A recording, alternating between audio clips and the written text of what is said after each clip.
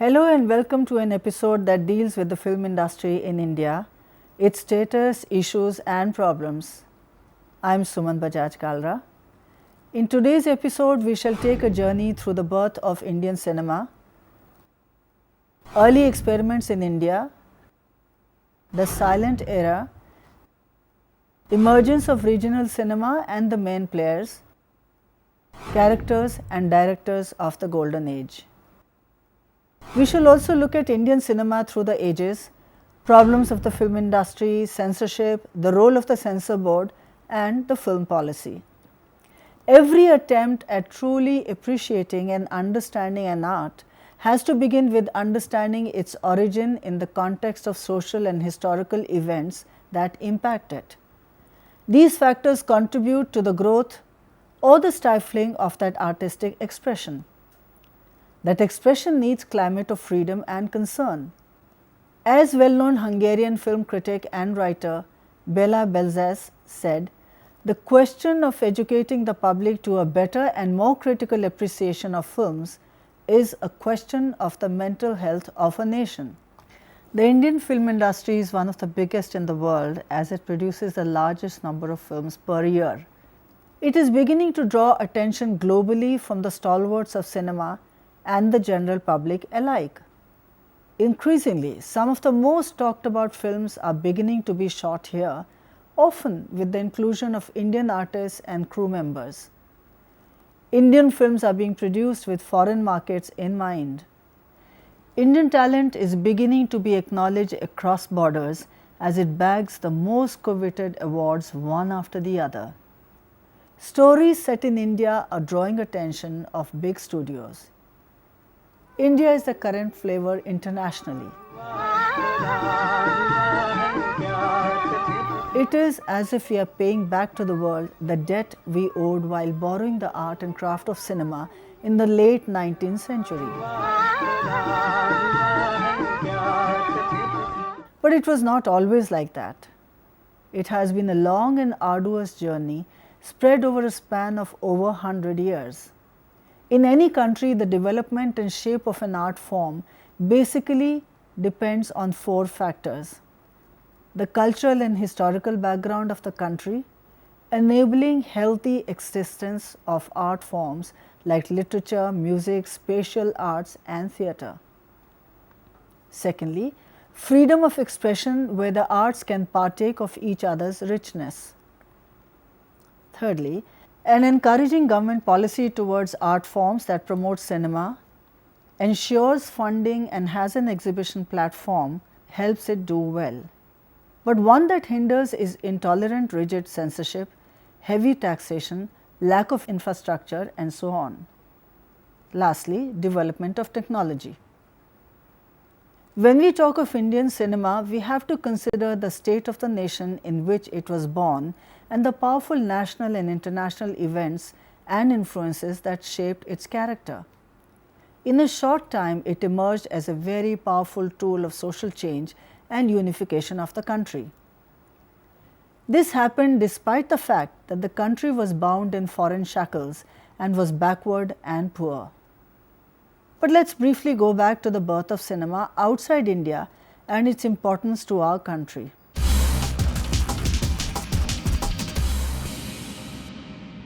The seeds of film craft were sown in industrialized America. In fact, it would not be wrong to say that the advent of cinema itself was a gift of industrialization to the world. Thomas Edison installed kinetoscope for public viewing in New York on the 14th of April 1894. The film was 35 mm, all of 50 feet in length. Only one person could peep through that small machine. It was small but a historic first step in the invention of art form called cinema. It truly triggered a chain reaction, setting off a series of experiments in Western Europe and North America to better the machine. Art was to follow much later. The tremendous possibilities that the newer versions of the magical machine were to offer was gradually explored and experimented with. There was no tradition to fall back on or sustain. Each step brought cinema closer to what we know it as today. But these were small, unsteady but important steps.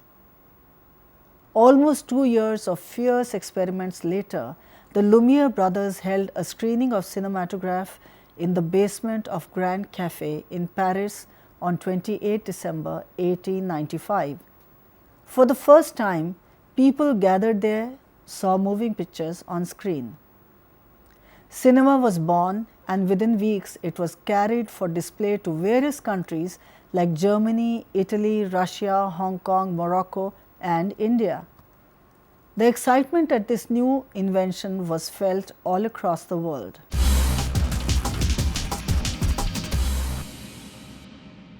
In India, the mesmerizing screenings of Lumiere brothers films were held at Watson Hotel in Bombay. It took Bombay by storm. Word spread far and wide and people thronged to see the new spectacle. These were 20 minutes long screenings consisting of 10 films being shown 20 times a day.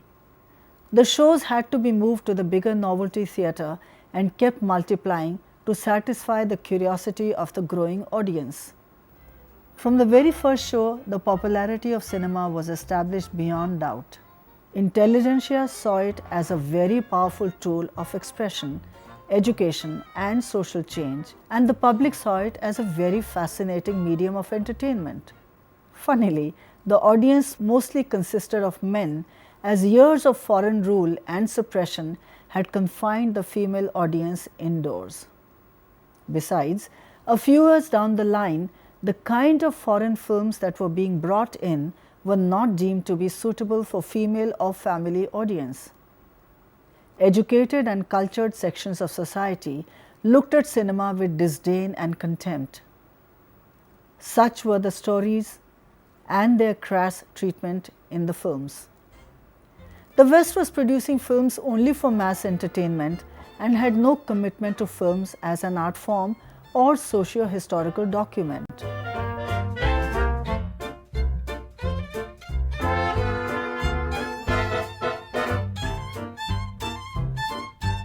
Writing about this period in 1929, Eloisio de Vicente said, "For about 20 years, writers, men of letter, political and prominent men were ashamed to be seen in a cinematographic hall, considering it a shame and a deprivation compared to the theatre." Concerted film activity was going on in France, Italy and Russia. In fact, in sheer creative terms, these countries took a march over America. Europe was moving towards meaningful cinema and the skill of telling stories, while American cinema was indulging in escapist fare. In fact, during the First World War, America flooded India with Hollywood films. Commenting on the quality of these films, a bishop at a conference in England stated, "The majority of these films, which are chiefly from America, are of sensational and daring murders, crimes and divorces, and on the whole degrade the white woman in the eyes of the Indians."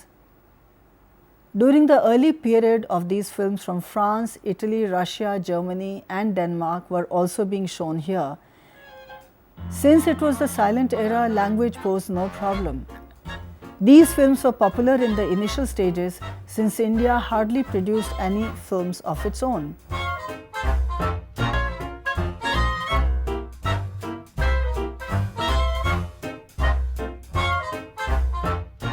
Filmmaking was a closely guarded secret by Europeans and Americans.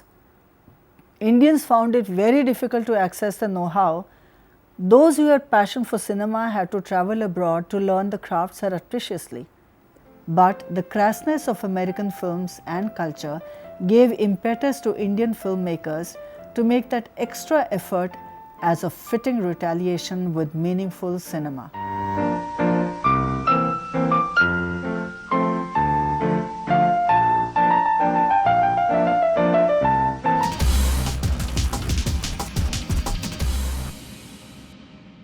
In India, film shows were being held in Calcutta and Madras in theatres and tents.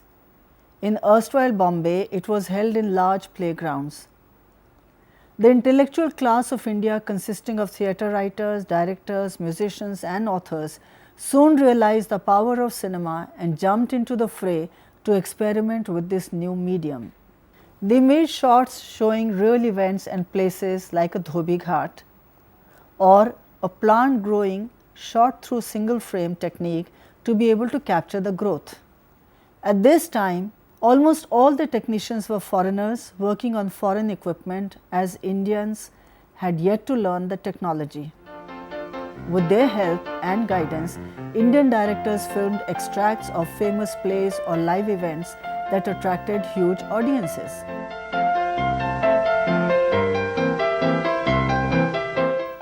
H.S. Bhattavdekar, better known as Save Dada, who had brought a camera from England, filmed the return and the huge reception of R.P. Paranjpe at Chowpatty as he returned from Cambridge. He shot 2 more scenes of 3 minutes each in 1889. One was Do Pehlwano Ki Kushti and Bandar Ka Nachta Hua Madari. Film shows were often part of stage entertainment consisting of music and drama. This was due to their short length of a few minutes and the absence of a story. The films were both foreign and Indian, but the technicians were almost always foreign. The long journey from the crude machines to the sophisticated cinema of today is a journey of exploring ideas, making them relevant to our society, honing the art of impactfully telling stories, and harnessing technology to suit the artistic needs of the medium. From 1896 onwards, there were several forays into filmmaking, but they just remained experiments with capturing real events like the arrival of a train at Churchgate Station, Poona horse races, and so on. In 1901, Hiralal Sen, in what was known as Calcutta, filmed excerpts of mythological stage dramas and showed them as films during stage shows. These experiments continued until 1904. Several filmmakers emerged on the scene. Manik D. Setna started the touring cinema company in Bombay, showing the life of Christ, a two-reeler. Swami Kannu Vincent, a draftsman from the railways, acquired a projector and film from a visiting Frenchman and set up a touring cinema going around small towns and villages in the south of India. India had woken up to the magic of cinema even though it was still without sound. In 1902, J.F. Madan bought film equipment from a French company and held a biscope show in the central Maidan of Calcutta. He turned producer in 1905 with Jyotish Sarkar's film of a protest rally against partition of Bengal. Madan saw a big business potential in cinema and launched a large production company which made its presence felt in India and overseas. In fact, he became producer, distributor, exhibitor in Indian, Burmese and Ceylonese territory to take full advantage of its business potential. He even imported leading actresses to play heroines in Indian mythological films, since Indian women were not allowed to even see films, leave alone act in them. In fact, the female roles were being enacted by men dressed as women.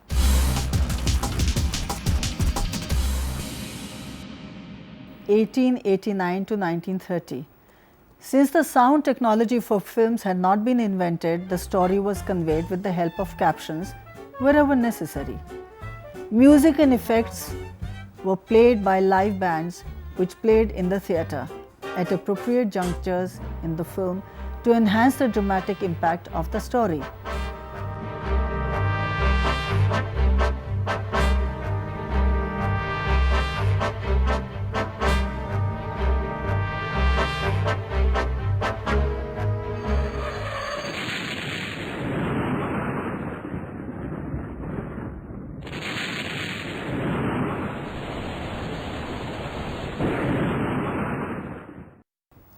In 1912, R.G. Tony made a film called Pundalik that was a story from Mahabharata.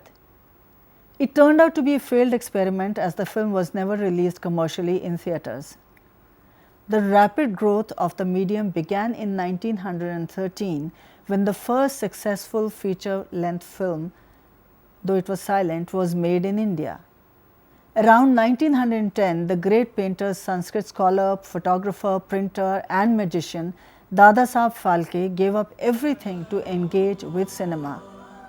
He spent 2 years reading up all the foreign books and journals on cinema, camera, projection and lighting. Not satisfied, he went to Europe to learn more and buy equipment for production of a film. The production began in 1912. In May 1913, the first Indian feature film, Raja Harishchandra, had a triumphant screening at the Coronation Theatre in Bombay. It was history in the making, and the first chapter of the glorious story of Indian film industry had been written.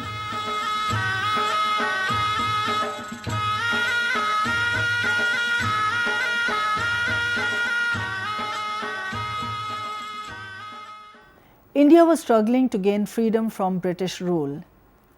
It made sense to pick up a popular story from Mahabharata, which had often been performed on stage even as folk theatre.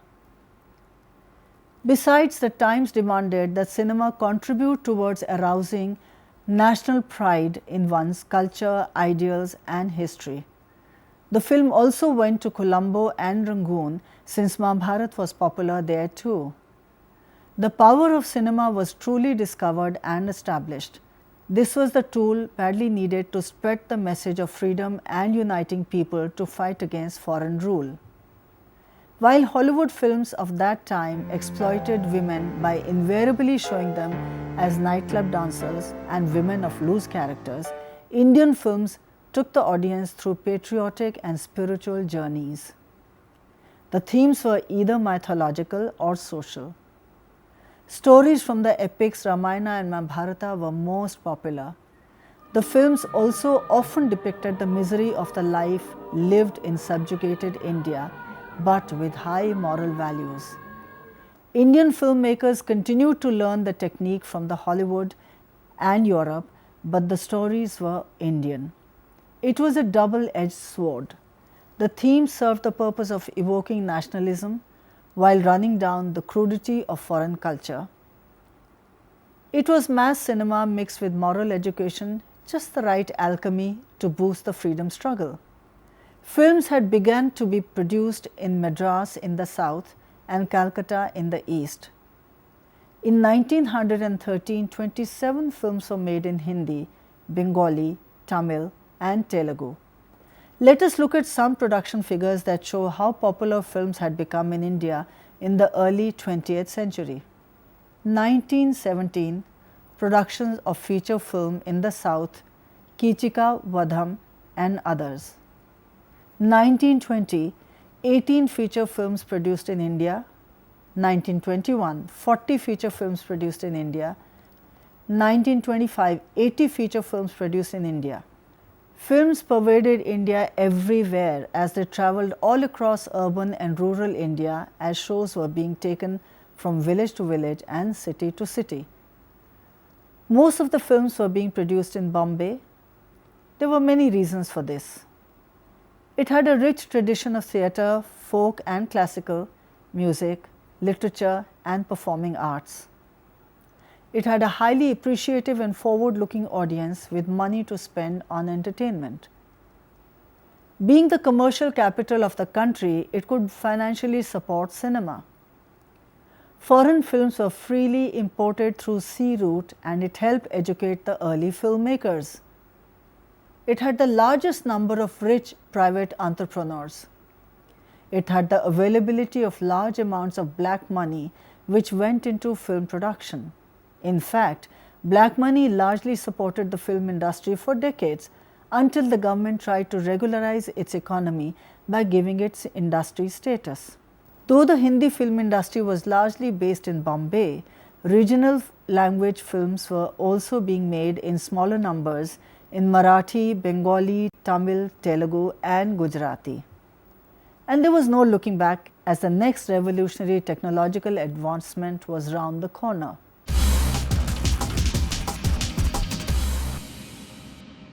The days of the live band playing with the film screening had come to an end by the beginning of the 1930s.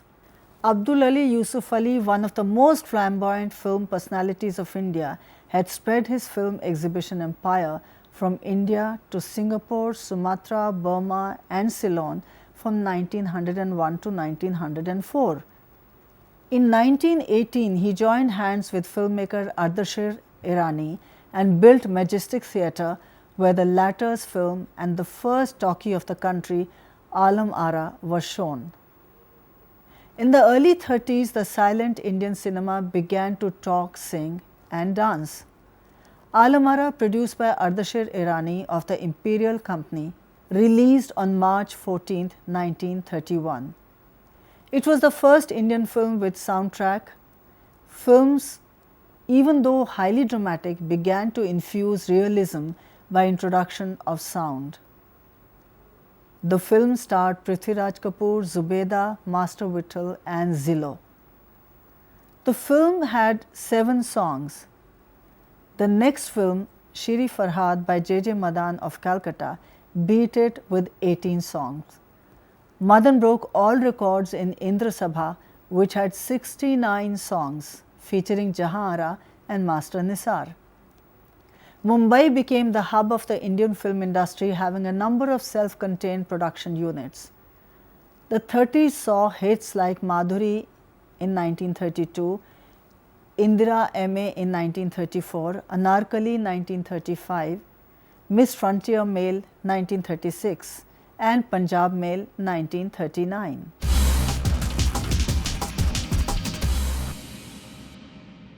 By late 30s and early 40s, India had evolved its own language of cinema and had fully comprehended its power on the minds of the masses. It was beginning to look for its own idiom rather than ape the West.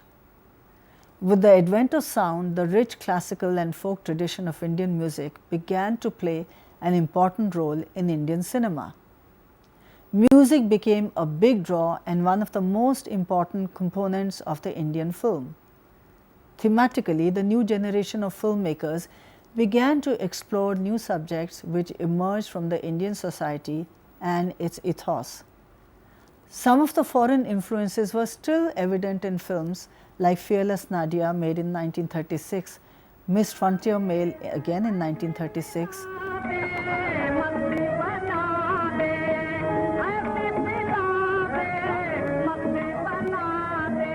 Hunter Wali Ki Beti in 1943 and Diamond Queen in 1940.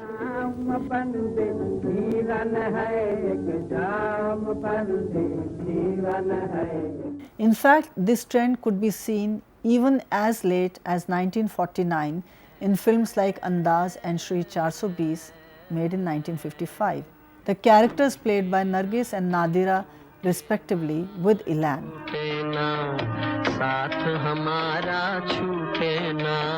Both the characters display a marked influence of English language, dress, culture, lifestyle and outlook.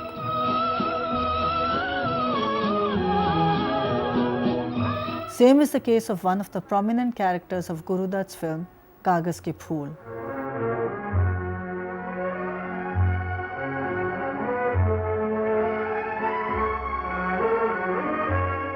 However, this is not to say that the Indian cinema was portraying alien themes.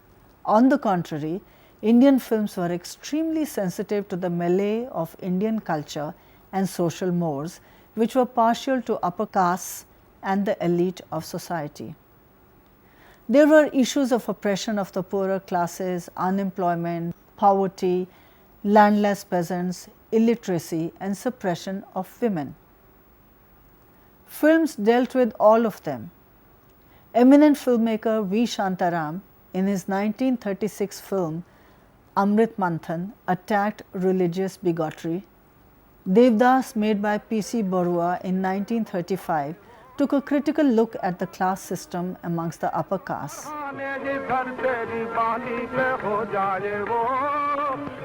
V. Shantaram's Duniya Na Mane and Jagirdar, both in 1937, dealt with social backwardness and landlords' atrocities respectively.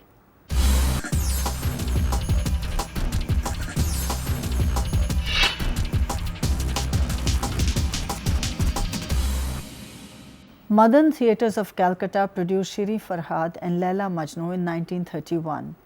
It was well composed and recorded musicals. Both the films were replete with songs and had a tremendous impact on the audience. It can be said to have established the unshakable hold of songs on our films. Chandidas, a Bengali film produced in 1932, was the story of a Vaishnavite poet, priest, who falls in love with a low-cost washerwoman and defies convention. It was a super hit. P.C. Barwa produced Devdas in 1935 based on Sarat Chandra Chatterjee's famous story about frustrated love. It influenced a generation of viewers and filmmakers.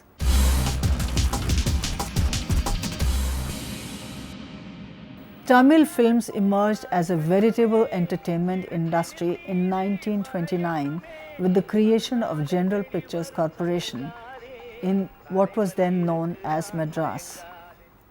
Most of the Tamil films produced were multilingual productions with versions in Telugu, Malayalam and Kannada until film production units were established in Hyderabad, Trivandrum and Bangalore. The first talkie of South India, Srinivas Kalyanam, was made by A. Narayanan in 1934.